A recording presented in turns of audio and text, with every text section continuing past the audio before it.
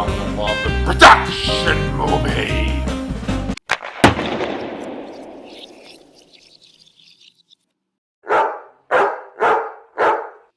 Addiction. But I'm talking about bigger addictions. I'm talking about caffeine, nicotine, alcohol, gambling, marijuana, drugs, those kind of things. The epidemic is deadly. So do hamsters know that their wheel is just a dog bowl on a platform with a stick in the middle? Talk about some logistics on the side. First of all, with any addiction, you're going to go broke. I will bring you a bunch of scenarios by characters I have created of different types of addictions. Then I will go into our topic today, which is nicotine. I got my cannabis oil. It really soothes the soul. My cannabis oil. Do Do you like my cannabis oil?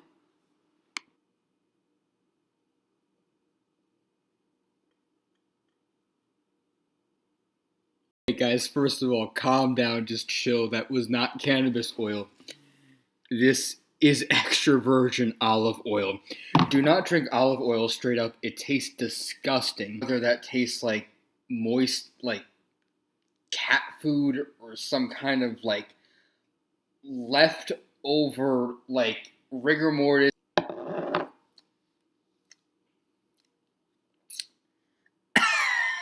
My gambling days back in 1973, I always won. I was a lucky man. I always had the lucky card. Except one day, it was all or nothing. Johnny, I have a full house. Can you beat me, Johnny? What do you got, Johnny? I have a royal flush.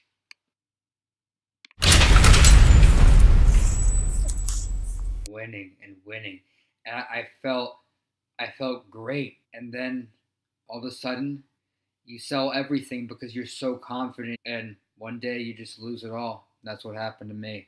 Addiction sucks.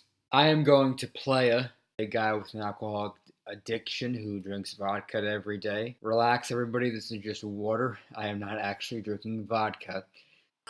I'm Jam. My name is Jam. And I drink 4 bottles of vodka every day. I'm so depressed. I'm anxiety driven. I want to forget about life. So I just drink my vodka. 5 bottles of vodka, 2 bottles of beer, some fluoride, some vanilla extract. Addiction is real, and it happens distinctively because somebody feels good. They feel great when this specific thing happens, so they cling to it. When they take a hit of this specific thing, so they cling to it. It also happens because somebody's depressed.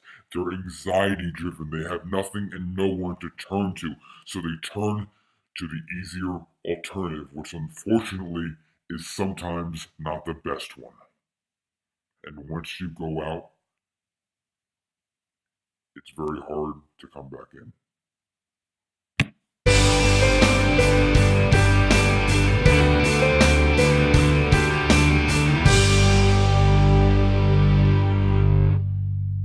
Years and years studying this phenomenon, and people still do it. The whole idea of the electronic cigarette is to help people quit regular cigarettes. You know, you would start with 60 milligrams of nicotine and wind your way down to about 0, so it would help you get off the addiction.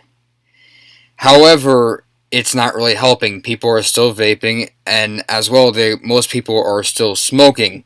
At the same time, they are vaping because, yeah. In a sense, you may be able to argue that it relieves stress, it helps you focus more, although those neurological symptoms are all short-term, and it's all psychological and in your head.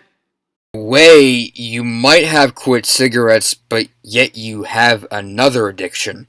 You could argue that it's safer, but it also poses other health risks to your body.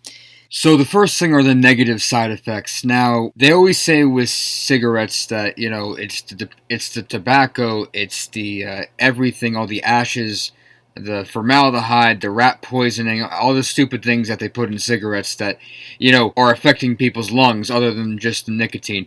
And I also heard people smoke for the nicotine, but they die from the tar. That was the whole thing with the cigarette.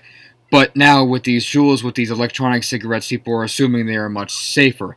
However, they're not. You're still inhaling the nicotine and all the juices that come along with it.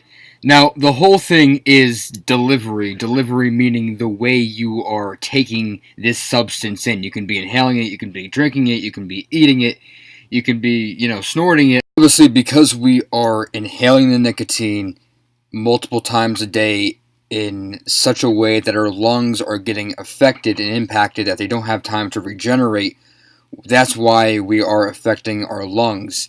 And it is not good for our lungs, whether it's a cigarette or an e-cigarette or a Juul or a vape, any type of substance, so to speak.